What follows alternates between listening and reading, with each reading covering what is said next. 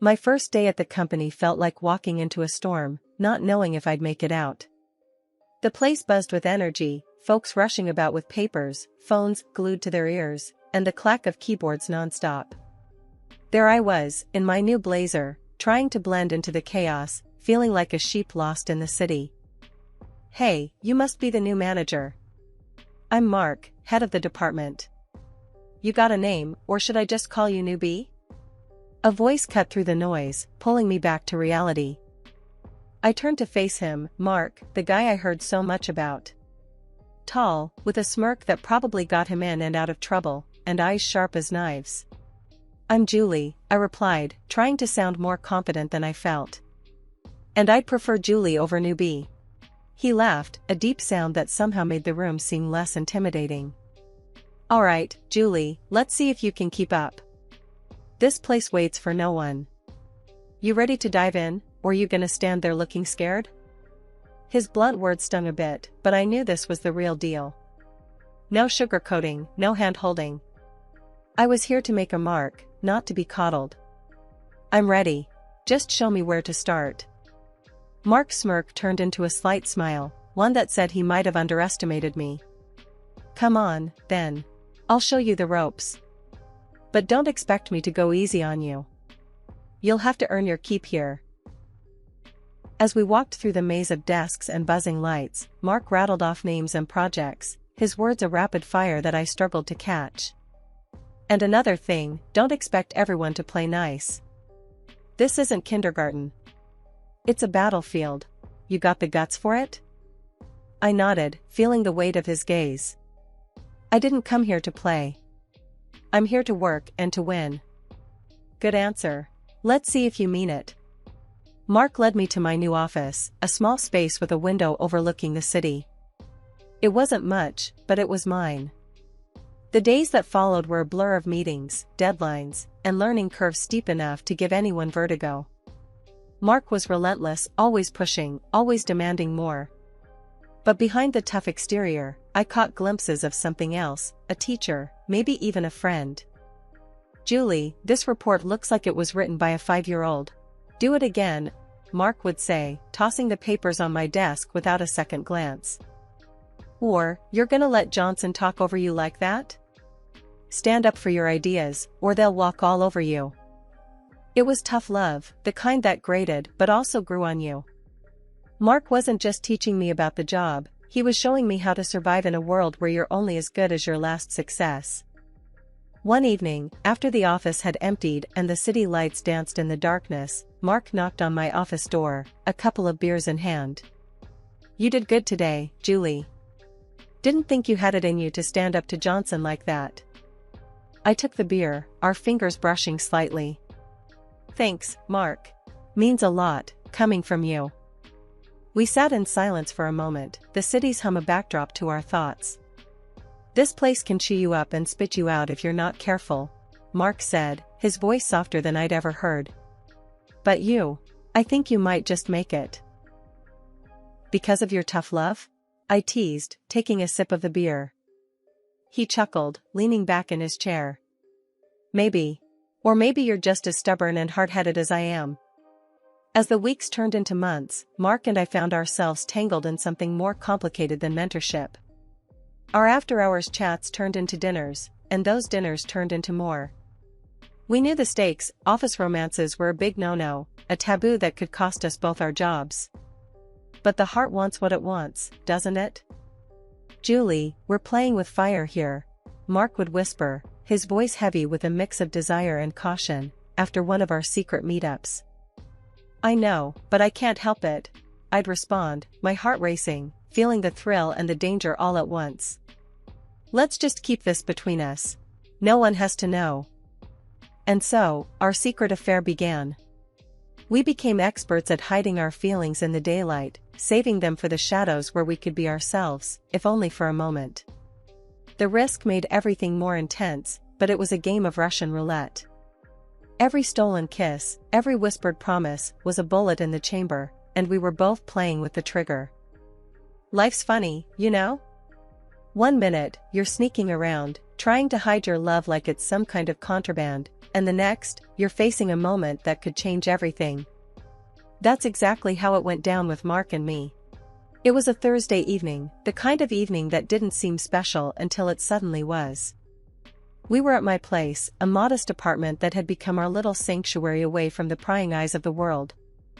The air was filled with the smell of the spaghetti I had cooked, a simple dish, but Mark swore it was the best he'd ever had. "Julie, you know, this sneaking around is getting old," Mark said out of the blue, his fork pausing mid-air. His voice was casual, but his eyes were anything but. I chuckled, thinking he was about to crack a joke. "What do you suggest, a billboard announcing Mark and Julie's love shack?" He didn't laugh. Instead, he put his fork down and took my hand, his touch sending a familiar thrill up my arm. "I'm serious, Julie. I've been thinking. Why don't we just make this official? Marry me, Julie. Let's stop hiding." The words hit me like a bolt of lightning. Marry him? Was he serious? My heart started racing, and a part of me wanted to say yes, before my brain could catch up. But then, reality kicked in. "Mark, you know we can't. The company." "Screw the company," he cut in, his usual calm replaced with a passion I hadn't seen before. "I love you, and I'm tired of pretending like you're not the most important part of my life. We'll figure it out. We always do." His words, so raw and honest, melted any reservations I had.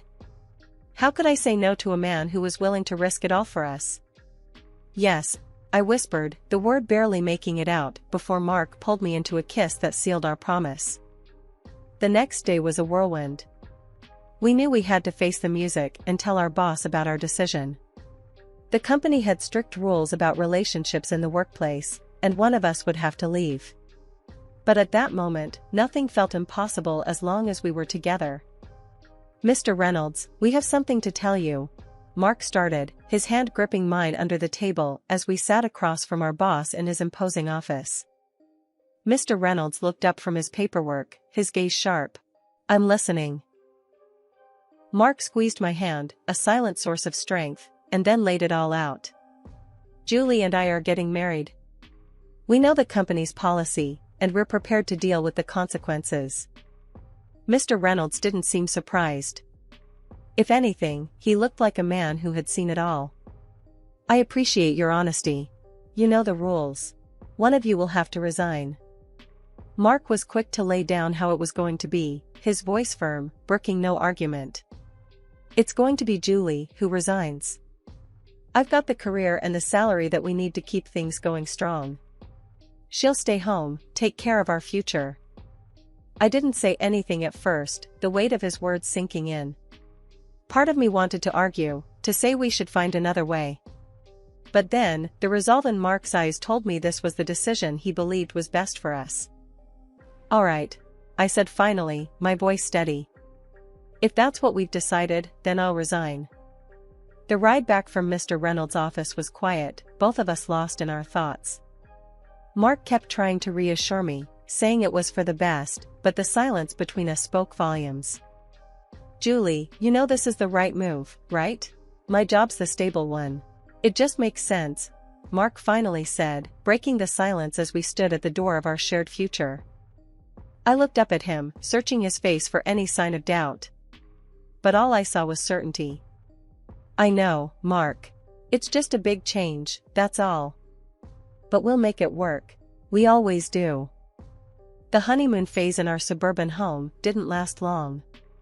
At first, it was all laughter and shared dreams, but then the atmosphere started to change, and not for the better. Mark began to show a side of him I hadn't seen before, a side that expected everything to be just so, perfect and without a single flaw. One evening, as I was trying to get dinner ready after spending the day cleaning the house, Mark came home early. The house smelled like the roast I had in the oven, and I thought it would cheer him up. I was wrong. "Julie, what's this?" Mark's voice cut through the quiet of the kitchen, sharp and cold. I turned to see him holding a plate with a slight frown. "It's dinner, Mark. I tried a new recipe I thought you'd like," I said, trying to keep my voice steady. The tension in the air was thick enough to slice. He took a bite and immediately made a face. "This is what you call dinner? It's bland. Can't you do anything right?" He dumped the plate into the trash with a clatter that made me jump. I felt a sting of tears in my eyes, but I fought them back. "I'm sorry, Mark. I'll make something else," I murmured, turning back to the stove, my hands shaking slightly. "No, forget it. I'm not hungry anymore." His words were a dismissal, and he stormed off to the living room, leaving me alone with my failed dish and a sinking heart. But it didn't stop there. Mark's demands grew by the day. If a shirt wasn't ironed to his liking, it ended up thrown on the floor. If he found a single speck of dust, he'd make a show of wiping it up with his finger and then wave it in front of my face. "What do I keep you around for if you can't even keep the house clean?" he'd say, and each word felt like a slap. One night, he came home late to find me asleep on the couch, waiting up for him. The TV was still on, a low hum in the quiet room. He woke me up, not gently, but by snatching the blanket away. "Why are you sleeping? The house is a mess," he barked, his eyes scanning the room for any sign of disorder. I rubbed my eyes, confused and tired. "Mark, it's 2 a.m. What mess are you talking about?" He didn't answer, just stomped off to our bedroom, leaving me to wonder what I had missed. The next morning, I found a list on the kitchen counter, items he expected to be done by the time he got back. It was like living with a ticking time bomb, never knowing what would set him off next. I tried to talk to him about it one evening, tried to understand where all this was coming from. "Mark, can we talk? It feels like you're always angry with me. What's going on?" He just looked at me, cold and distant. "There's nothing to talk about. I work all day, and I expect to come home to a clean house and a decent meal. Is that too much to ask?" "But I'm trying my best," I said, my voice barely above a whisper. "Clearly, your best isn't good enough." And with that, he left the room, leaving me standing there, feeling smaller and more alone than ever. My attempts to stand up for myself didn't go unnoticed, but they sure didn't go unpunished either. After one particularly heated argument where I dared suggest a divorce, thinking maybe the threat of it would shake him up, he retaliated in a way I hadn't expected. "You want to play tough, Julie? Fine. Let's see how you manage without access to the bank accounts." Mark spat out, his face twisted in anger. The next day, I found out he wasn't bluffing. My card was declined at the grocery store, leaving me mortified and empty-handed. When I confronted him about it, his response chilled me to the bone. "Learn your place, Julie. You don't threaten me. You need to understand who's in charge here." Stuck in a house with dwindling supplies, I felt my independence slipping away. Mark carried on as usual, unaffected, dining out for lunch and dinner, while I was left to scrounge around for whatever was left in the pantry. Feeling desperate, I broached the topic of divorce again, hoping maybe this time it would bring some sense into him. Surprisingly, it did, but not in the way I expected. "Divorce? Are you out of your mind? Do you have any idea what that would do to my reputation?" he hissed. Yet, the day after that conversation, Mark did a complete 180. He came home with flowers, something he hadn't done since our early days, and even arranged a romantic dinner at home, just for the two of us. For a moment, I let myself believe that maybe, just maybe, this was the turning point. Maybe he realized what he stood to lose. Maybe this was him trying to make amends. But like a mirage, that hope vanished as quickly as it appeared. The gentle, attentive man who brought me flowers was gone, replaced once again by the cold, demanding stranger I'd come to live with. It was a cruel game of emotional whiplash, one that left me more confused and isolated than ever. Mark's parents, bless their hearts, saw none of this. To them, we were the picture-perfect couple, living out a suburban dream. Whenever they came around, I played the part, smiling and nodding, while Mark played the doting husband. But heaven forbid I slip up, show a crack in the facade. The consequences, as Mark liked to remind me, were swift. One night, after his parents left from one of their visits, Mark decided my performance hadn't been up to par. You could have been a bit more enthusiastic tonight. My parents think we're happy, Julie. Don't ruin that, he said, his tone icy. When I tried to defend myself, to explain that I was doing my best, it only angered him more. Your best? That's your best? Maybe you need a night on the sofa to think about what your best really means. And just like that, I found myself banished from our bedroom, lying on the sofa in the dark, wondering how my life had come to this. Winter hit hard that year, turning the streets into skating rinks overnight. I remember thinking I should be careful as I headed out to the store, but caution wasn't enough to keep me on my feet. I slipped on the ice, felt a sharp pain, and then nothing but the cold seeping through my coat as I lay there, waiting for help. Passers-by were quick to call an ambulance, and I spent the day in a blur of x-rays and doctors telling me I'd broken my leg. By the time they put me in a cast and sent me home, it was already dark. I tried calling Mark from the hospital, tried to tell him what happened, but all I got was his voicemail. So, I sent him a message and hoped he'd understand. The taxi dropped me off at our house, and I hobbled to the door, leaning heavily on my crutches. The moment Mark opened the door, I knew something was wrong. His face was twisted in anger, not concern. "Where have you been? I come home to no dinner, and you're nowhere to be found," he barked, before even greeting me. I was in shock, pain throbbing through my leg, as I tried to explain. "Mark, I broke my leg. I've been in the hospital all day. Look." I lifted the edge of my coat to show him the cast, thinking surely this would soften his anger.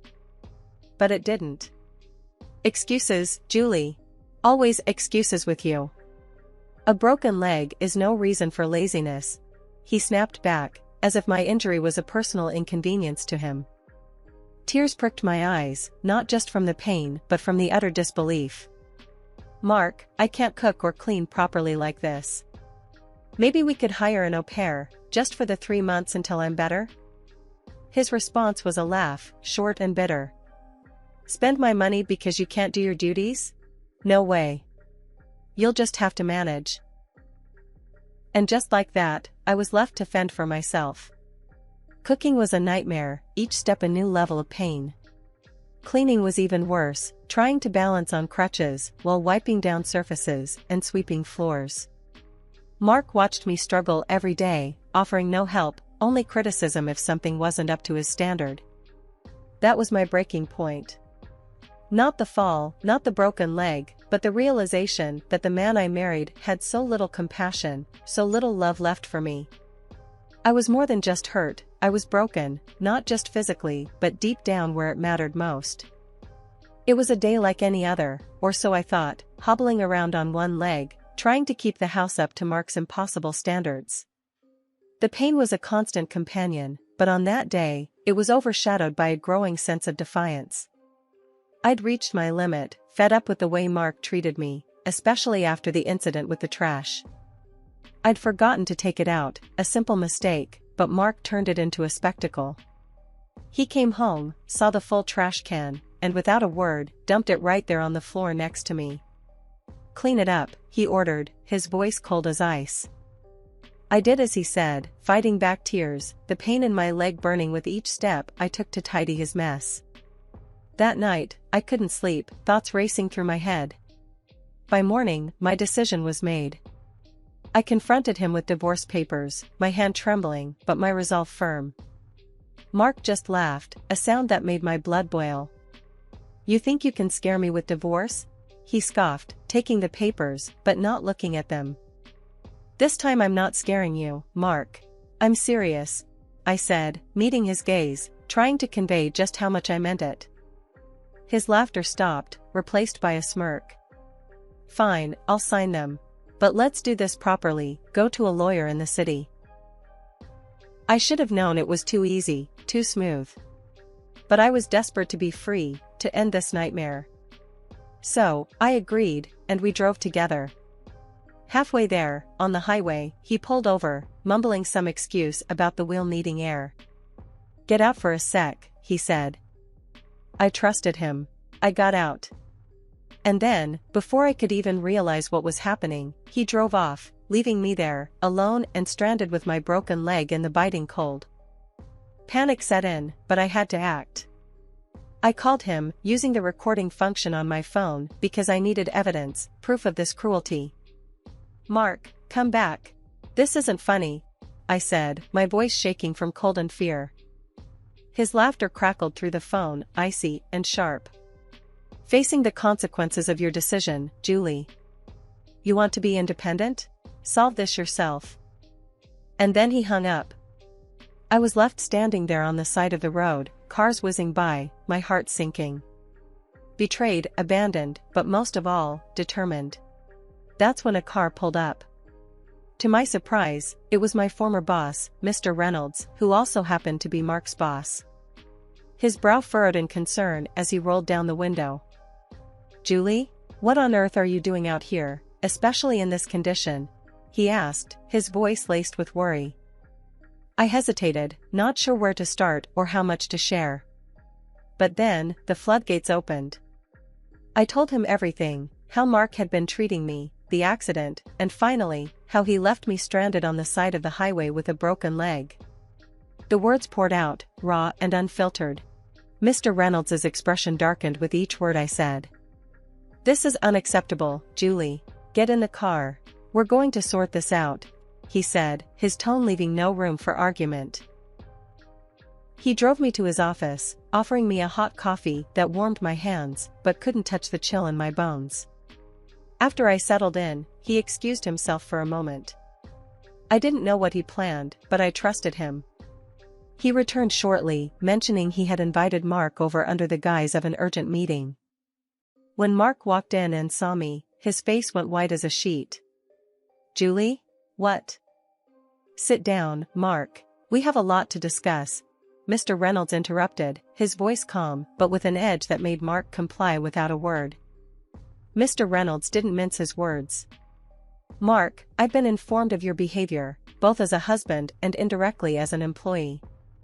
It's inexcusable. I can't have someone who exhibits such cruelty on my team. You're fired." Mark tried to defend himself, throwing a panicked look my way.